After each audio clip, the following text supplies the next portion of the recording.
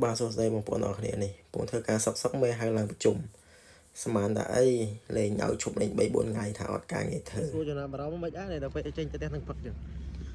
អារម្មណ៍ហ្នឹងហើយអារម្មណ៍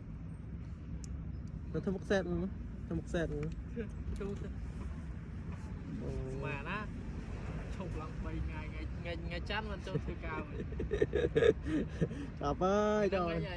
ថ្ងៃពុធ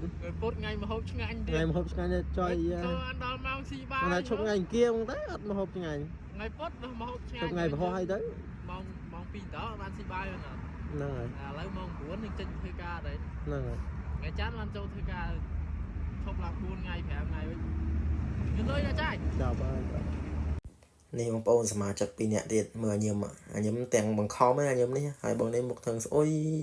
អ្នកគាត់ដែរបងប្អូននេះអត់ការងារធ្វើចោលឲ្យលេង3 4ថ្ងៃដេកផ្ទះស្ពៃមានធ្វើអីទេបាទសួស្តីបងប្អូនអរគ្នានេះបងធ្វើការសុកមេហៅឡើងប្រជុំស្មានតែអីលេងឲ្យឈប់លេង3 4ថ្ងៃថាអត់ការងារធ្វើសួរចំណាប់អារម្មណ៍មិនអីដល់ពេលចេញទៅផ្ទះនឹងផឹកចឹងអារម្មណ៍ហ្នឹងហើយ